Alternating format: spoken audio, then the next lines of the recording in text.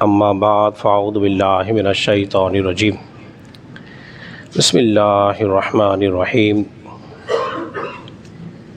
وَإِذْ قَالَ رَبُّكَ لِلْمَلَائِكَةِ إِنِّي جَاعِلٌ فِي الْأَرْضِ خلیفہ۔ صدق اللہ العظیم۔ حضرات محترم، آج کی نشست کے اندر آپ حضرات درس سے قرآن سماعت کریں گے، اور سورہ بقرہ ہے، اور سورہ بقرہ کی آیت نمبر جو ہے وہ 30 ہے۔ اس میں اللہ رب العزت نے ارشاد فرمایا وَإِذْ قَالَ رَبُّكَ لِلْمَلَائِكَةِ إِنِّي جَاعِلٌ فِي الْأَرْضِ خلیفہ، اور یاد کرو جب تمہارے رب نے فرشتوں سے کہا تھا کہ زمین پر اپنا نائب اور خلیفہ بنانے والا ہوں۔ حضرات گرامی، اس سے پہلی آیات کے اندر آپ حضرات موت اور زندگی کا تذکرہ سماعت کر چکے ہیں،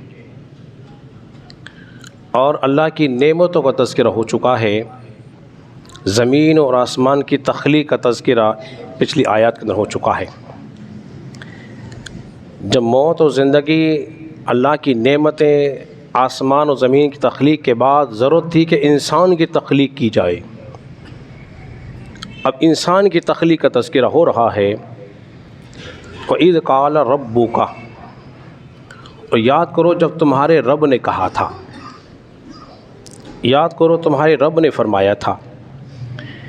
یہ یاد کا لفظ قرآن مجید فرقان حمید میں کئی ایک مقامات پر آیا ہے۔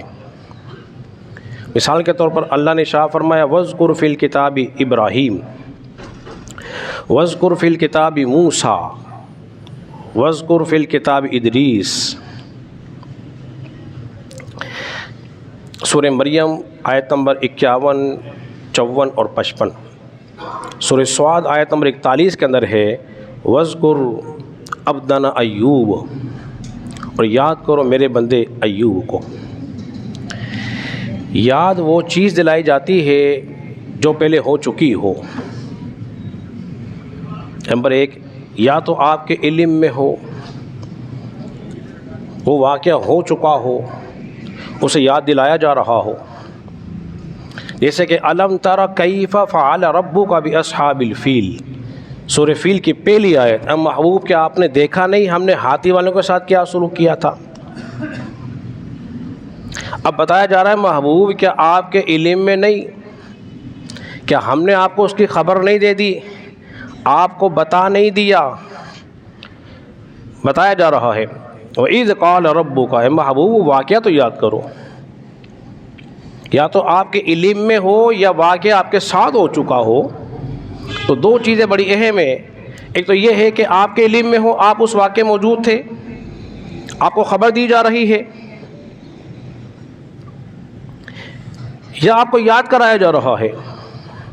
تو یہ آیت کریمہ جو ہے نبی کریم صلی اللہ علیہ وسلم کے حاضر و ناظر ہونے کی دلیل ہے۔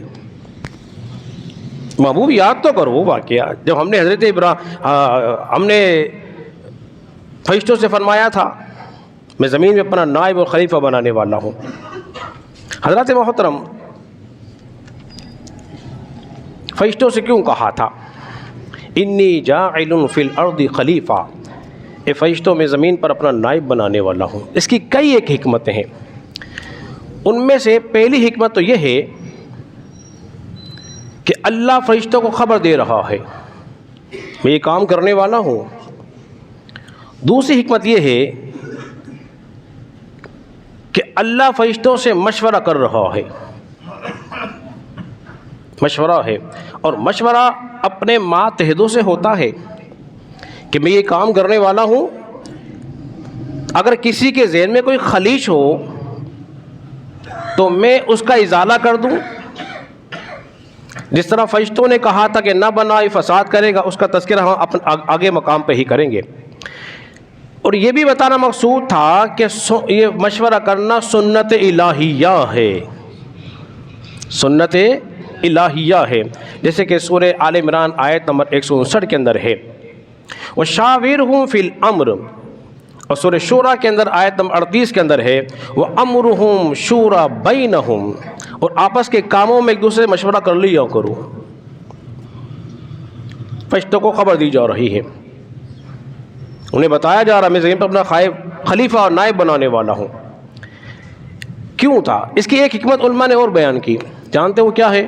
وہ یہ ہے کہ حضرت آدم علیہ السلام کی عظمت کا اظہار مقصود تھا۔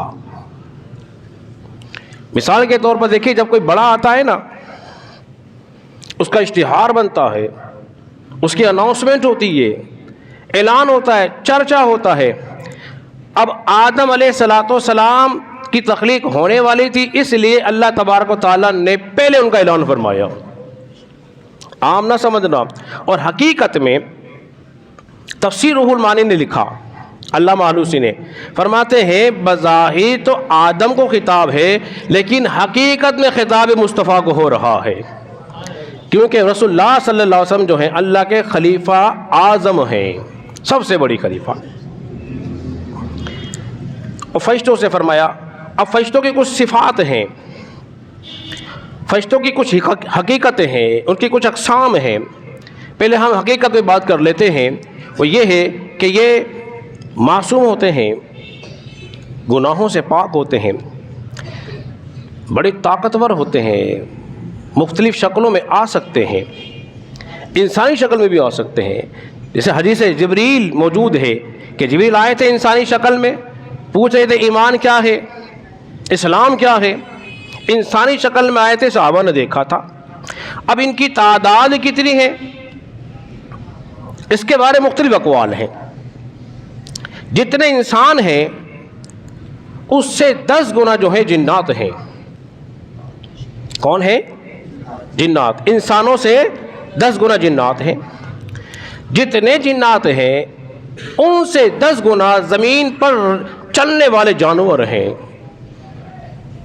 ان سے 10 گنا جو ہے ہوا میں اڑنے والے ہیں، ان سے 10 گنا دریا میں رہنے والی مخلوق ہے، پھر ان سے 10 گنا آسمان اور زمین کے درمیان رہنے والے فرشتے ہیں، ان سے 10 گنا پہلے آسمان کے فرشتے، اس سے 10 گنا دوسرے آسمان کے فرشتے، پھر تیسرے کے، پھر اسی طرح عرش معلیٰ پر کچھ فرشتے ہیں جو کہ 6 لاکھ کے لگ بھگ ہیں، اور ہر ایک فرشتے کے ساتھ 6 لاکھ موجود ہیں۔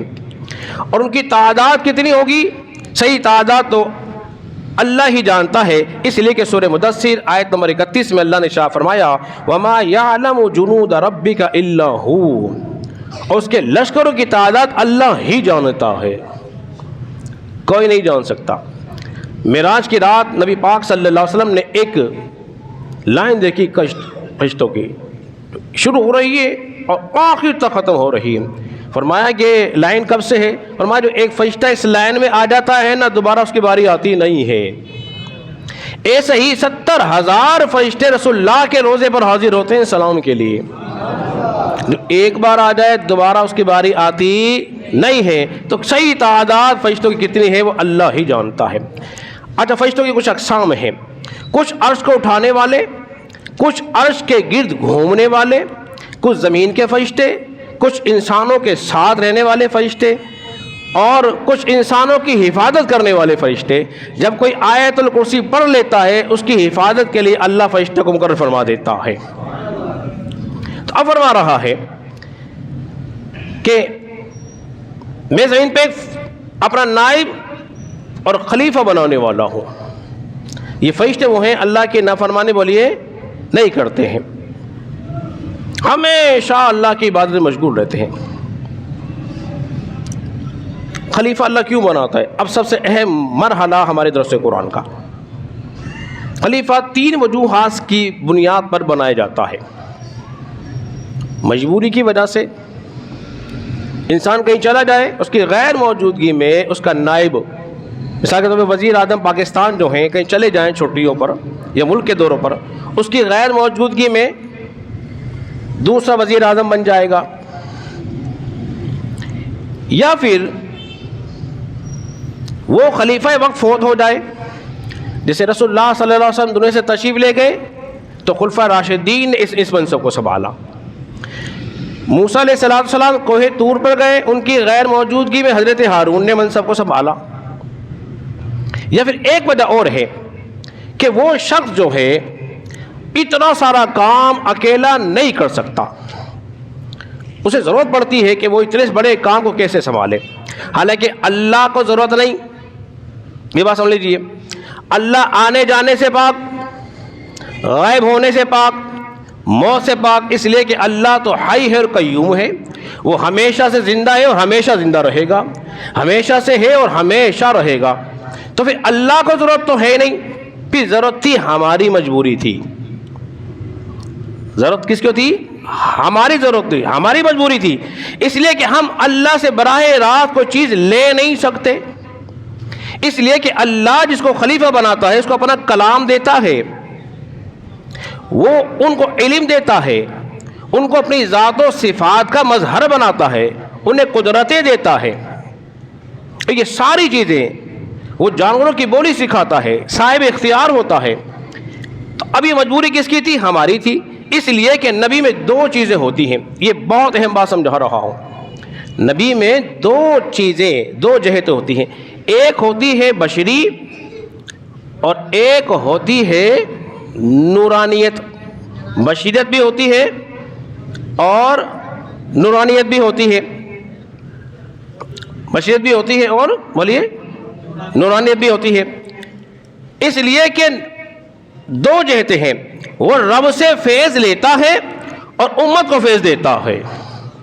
ارے بول دیجیے نا سبحان اللہ۔ دو جہت، رب سے فیض لیتا ہے، امت کو فیض دیتا ہے۔ جو نبی رب سے لے نہ سکے، امت کو دے نہ سکے، وہ نبی نہیں ہو سکتا۔ تو اس لیے ضرورت جو تھی وہ ہماری ضرورت تھی، تاکہ ہم اللہ کے احکام، وہ جو خلیفہ وقت ہوتا ہے، وہ ہم تک پہنچا دے۔